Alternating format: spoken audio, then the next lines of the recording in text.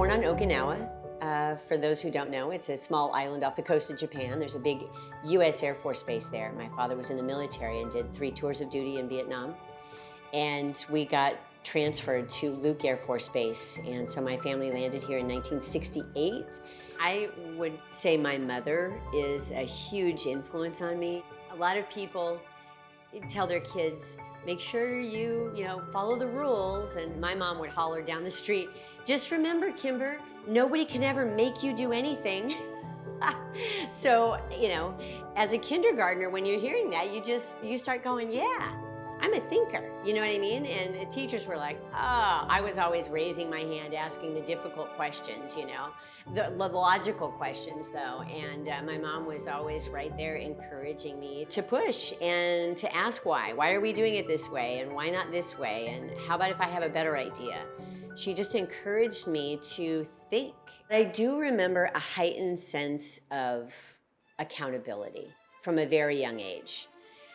I staged my first protest when I was in 6th grade, and it was over my best friend she actually wasn't even my best friend. She was a friend who was very smart, and she was a straight A student. She was very clumsy and uncoordinated. In PE, she got a C.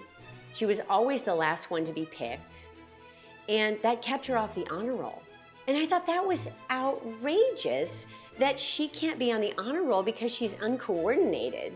And so I got a whole bunch of kids together and we changed the rules.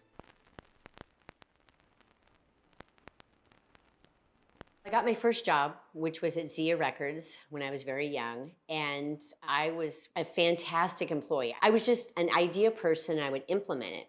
So when the manager was leaving and I asked to become manager, he actually laughed and said, no one will ever listen to a 100-pound woman, right?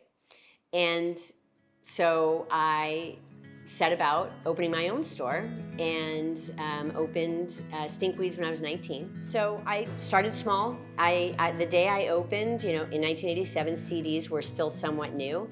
I opened with 16 CDs and about, I don't know, maybe $8,000 in inventory and my own used record collection. And people said, that's crazy, that you're not gonna make it. And I worked all day, every day, and invested every dollar that came in. And it turns out people really want to support the underdog. And so if people would special order something that they could have gone down the street and bought it at Tower Records, they would wait for me to get it in, and because they cared and they wanted me to make it, and I did. I used the walls in Stinkweeds to do art exhibitions. So we had a different artist showing their work on the walls in Stinkweeds, and it got to be where I was booked out a year and a half in advance.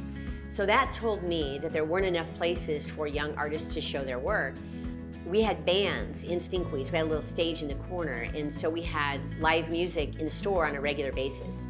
At that time, there were not that many booking agents that were booking really popular bands. Bands we were selling very well in the store couldn't get a show in Phoenix. And I became sort of competitive, and I would see these bands, they would go from LA to Albuquerque, and I was like, not on my watch. You're skipping Arizona entirely and going to Albuquerque. We will not be beat by Albuquerque. And so I started calling these agencies and booking shows in Stinkweeds. That got to be 3 to 5 shows a week. And so the idea became opening up an artist space that was community driven, that provided an opportunity for people to develop their careers here with a strategy of retaining bright young creatives. For years at Stinkweeds, I would say goodbye to so many of my best customers who would graduate either from high school or from college and move away to build their career somewhere else. And that was devastating to me. I always loved this place and I wanted them to stay here and help me make it better. So I became fixated on how do I get more of these people to put their roots here and connect to this place the way I feel connected. And I've always tried to approach it as, I'm accountable to this community. What can I do to make it better? Can I provide a platform for other voices? How can we encourage other business owners to also take a role in leadership? It's funny that most people will say, how did you get from having a record store to what you're doing today? But to me, it's obvious, I was on the luge, right? It was like a straight shot because stinkweeds and modified arts are, at their core, they're placemaking entities, right? We are creating culture, we are creating a sense of place. And so with Local First, I wanted to create a voice for small businesses and also put us in the forefront of economic development for the state's initiative, for youth retention, right? If we want to build hometown pride, that's going to keep more people in this place. At that time, people were leaving in droves saying, I'm leaving, it has no culture here, we have no soul. And I was like, oh, you just wait. We're gonna have culture and soul. I see it. We're gonna bring it out and begin to showcase that. The person who helped start Local First Arizona was Cindy Dash from Changing Hands Bookstore. The original economic study that was done in Austin, Texas in 2002, ironically, was looking at the economy through the lens of a bookstore and a record store in Austin that were operating on a street where the city of Austin incentivized aborters to move in across the street from the two independents. So I was so intrigued with this study that Cindy and I got on a plane and flew to Austin together as the owner of a record store and a bookstore to meet with them, learn about the study, and the study proved that locally owned businesses keep 3 times more money recirculating in the local economy because the local businesses hire local graphic designers and website developers, payroll service providers, and others, and a local chain or a corporate chain doesn't do that. So we came home and started Local First Arizona. Local First Arizona is a statewide nonprofit organization that is working to build a more diverse and inclusive Arizona economy. So the words diversity and inclusivity are everywhere, but that's been our mission for more than a decade. And so what we mean by that is giving everyone an opportunity to participate in the economy and to grow small business, grow entrepreneurship, and ensure that we're keeping dollars and jobs right here in Arizona. I feel that it's important to make sure that different perspectives are represented, and certainly that there's equity and equality around how our communities are structured, right? If certain people have rights and other people don't, that doesn't make logical sense to me. One of the things that stands out to me as a very vivid memory was early in Stinkweeds. I was alone in the store, and there were 2 women in the store, and I was just doing some paperwork, and I looked up, and they were holding hands. And my immediate response was one of pride. And the reason I felt proud is because I realized that I had succeeded in creating a safe place. That the year was 1988, and these 2 women felt comfortable showing physical affection in my store was a major accomplishment to me. One Community and Local First Arizona are natural allies as organizations.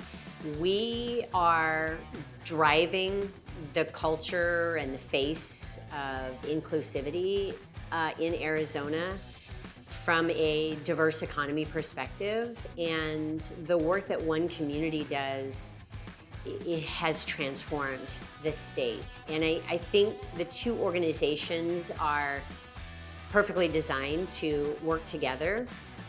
But beyond that, on a personal level, I think Kimber and Angela together are unstoppable. I feel that we're strategic together, we are fiery, we are relentless.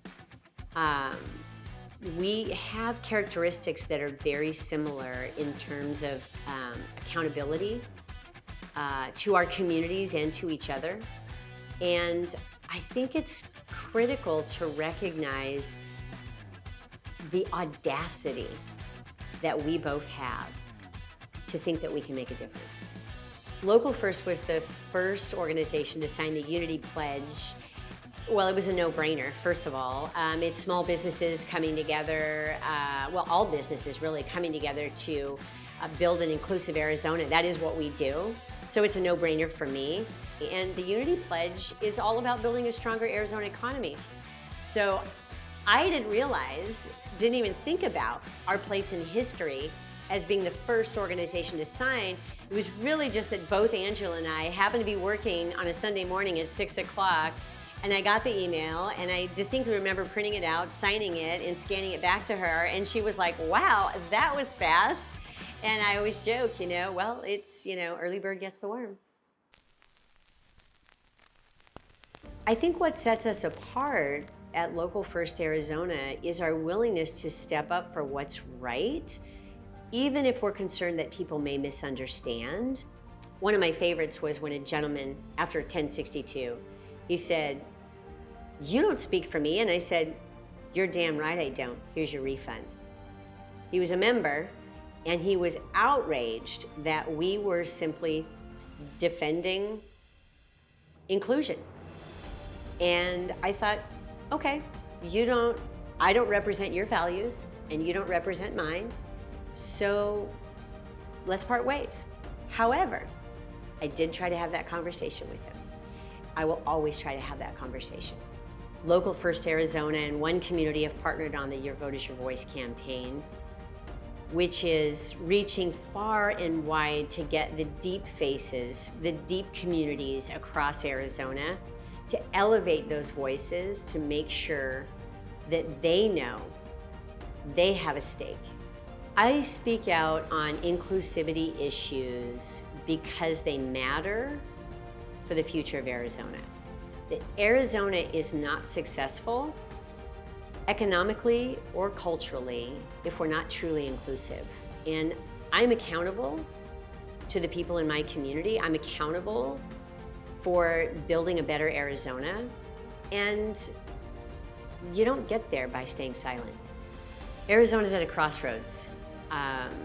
And it's funny because anybody that's known me for the last 25 years will say, "You've said that before." I really mean it. I do not want to wake up a little old lady and realize this place wasn't worth fighting for. And right now is the fight of our lifetimes, but we have to show up.